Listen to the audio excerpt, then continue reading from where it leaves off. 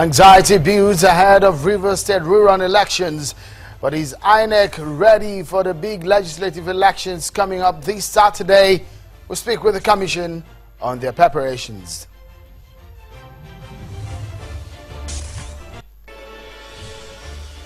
And we keep you up to date with the situation surrounding Kogi State Assembly crisis as the different factions are speaking up about their stand on the leadership tussle. That's the focus on the program.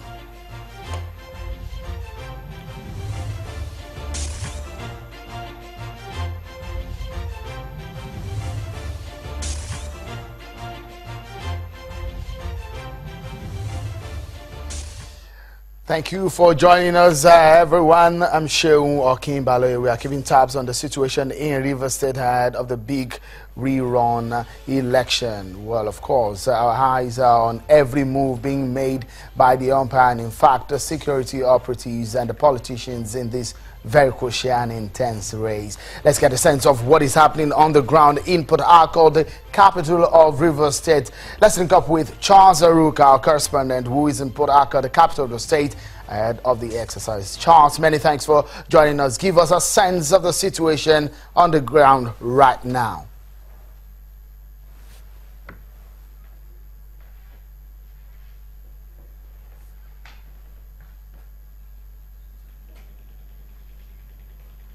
Well, thanks a lot, Sheung.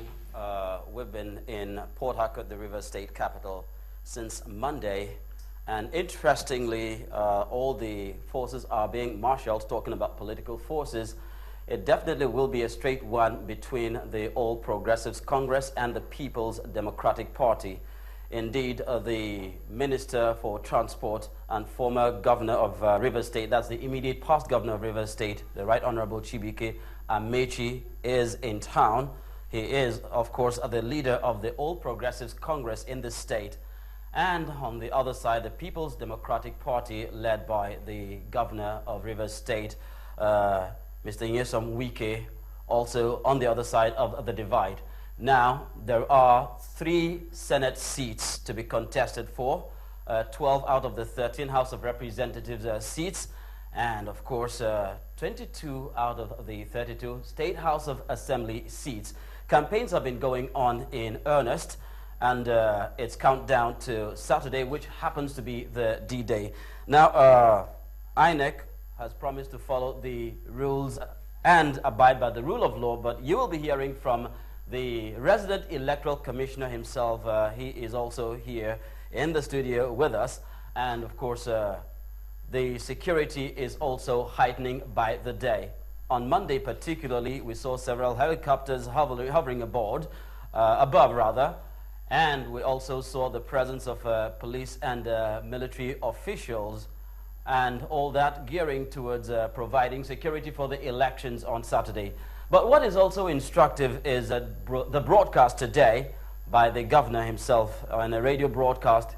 He said, as the chief security officer of the state, it is his responsibility to ensure that the lives of all the citizens of the state are safe and secure, and he is going to make sure that everyone is free from molestation and everybody should turn out freely to exercise their franchise. That was the gist of the governor's broadcast to the people of Rivers State today.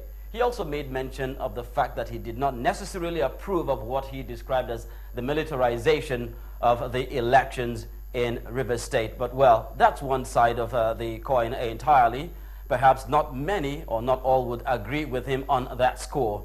But indeed, he also said that he has the responsibility of ensuring that every citizen of Rivers State is safe and secure and free to exercise their franchise come Saturday, March the 19th. Charles, of course, we know what is happening at this kind of time. One can imagine what the political gladiators are doing with their time. They will be crossing their T's and dotting their I's. But if you can tell us, give us a sense of the atmosphere. We've seen loads and loads of violent incidents before now. What is the atmosphere like with the people of Rivers State on the street, the average Rivers State resident? I'll call it an atmosphere of tense anticipation. Now, on the surface, the people in Port Harcourt and other parts of River State that we have visited are practically going about their normal businesses. But all eyes are on Saturday, and the body language says, look, it is going to be a very important day. Yes, from the pessimistic quarters, some are anticipating violence, but then, of course, if you now take the quantum of security officials here in River State, then probably that is not something to be afraid of. But for the people themselves, Saturday is very, very, very key. And if we go by the promise of the governor to ensure that the lives of the citizens of River State are free and secure, then of course we ought to hold him to his word. But like I said before, it's a sense of tense anticipation come Saturday.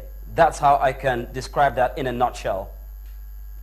That's our correspondent there, Charles Eruka, giving us an update of what is happening in Port Harcourt, the state capital of River State, where on Saturday all eyes will be on the oil-rich Niger Delta State for the big rerun elections in that state. We'll soon return to Port Harcourt, where we'll be talking to INEC officials. Well, we'll take a moment now on the program, and when we return, we dig deep into the issues and give you a sense of what exactly is happening. It's Politics Today on Channels Television.